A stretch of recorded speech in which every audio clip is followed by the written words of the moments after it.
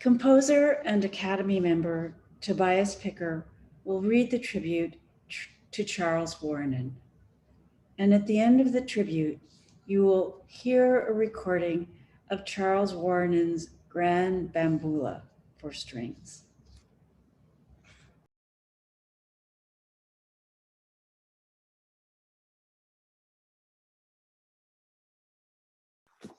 Charles Wuorinen's recent death from a fall at 82 was untimely and devastating to his husband and partner of 32 years, Howard Stokar, and to musicians everywhere. Charles, who until the age of 6 was not sure whether he wanted to be an astrophysicist or a composer, amassed a catalog of nearly 300 works in every genre. He wrote the operas Haroun and the Sea of Stories with James Fenton and Brokeback Mountain with Annie Proulx. In 1970, at 32, Charles was the youngest composer ever to win a Pulitzer Prize for his groundbreaking and timeless full-length, purely electronic work, Times Encomium. He later became one of the first composers to win a MacArthur, the Genius Award, and Charles was, as a matter of fact, a genius. The son of John Wuorinen, chairman of the Columbia University History Department, young Charles was accepted at Harvard, Princeton, and Yale, but his parents were against his leaving New York, and he received his MA from Columbia in 1963. With Harvey Solberger, he founded the Group for Contemporary Music in 1962. The group, as it was known, cultivated a new generation of performers, commissioning and premiering hundreds of works. It was the first contemporary music ensemble based at a university and run by composers. It consisted of the finest musicians in New York, including his longtime friends, the cellist Fred Sherry and the pianist Ursula Oppens. Together, they worked with major composers such as Boulez, Babbitt, Cage, Carter, Copland, Davidovsky, Feldman, Takemitsu, Varese, and Volpe. He premiered many of his own pieces at the group as well and went on to be championed by Peter Serkin, Oliver Knussen, James Levine, Michael Tilson Thomas, and Peter Martins, who commissioned Charles for 7 ballets for the New York City Ballet. As a conductor and pianist, he appeared with the Cleveland Orchestra, Chicago Symphony, New York Philharmonic, LA Philharmonic, and the San Francisco Symphony. I first met Charles at the scandalous premiere of his Concerto for Amplified Violin and Orchestra, performed by Paul Zukovsky and the Boston Symphony at Tanglewood in the summer of 1972. I was 18, and I thought, through this electric and electrifying music, I was experiencing the very voice of God. Charles became my teacher and mentor that fall. The following summer, he invited me to live in the ground floor apartment of his brownstone on West End Avenue. What followed was a deep friendship of nearly 50 years. Charles Wuorinen was a titan whose music will stand the test of time. It is utterly original and uncompromising. It is a generous music that keeps giving more and more upon repeated hearings. He was also one of the wittiest people I've ever known, a master of wordplay. After the Boston Symphony musicians sat on their hands rather than applaud him for his electric violin concerto, Tanglewood became Wangleturd. He could reduce his friends to uncontrollable laughter with a mere eyebrow raise. Selflessly, he literally taught me how to compose and showed me what it meant to be a composer. I still cannot really see the world without Charles in it any more than I can without my parents. His work was everything to him. The only time I ever saw Charles take a day off was sometime in 1973 when he was simply too hungover to work because the night before was spent at Igor Stravinsky's apartment drinking with Robert Kraft and Stravinsky's widow Vera, who gave Charles the master's deathbed sketches and asked him to make something out of them. These became the basis of his orchestral work, a reliquary for Igor Stravinsky. In his book, Simple Composition, Charles gave advice to young composers. He wrote, "I would caution the beginning composer against resisting the necessary and healthful discipline that must always be preceded by the acquisition of real skill and understanding. After some decades, an artist may truly discard all method, learn to unlearn his learning, and function fully in the direct interplay between his own intuition and the nature of the world at large. The seductive pablum of self-expression, merchandised to those who have yet no self to express, is the most dangerous and destructive idea to corrupt a young composer. Remember always that freedom can be had only if it is earned. Freedom means nothing unless there are coordinates, fixed and clear, whose very immobility allows the one who is free to measure the unfetteredness of his flight.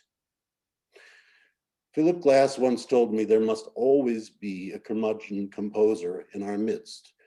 And Charles, he said, is just so good at it.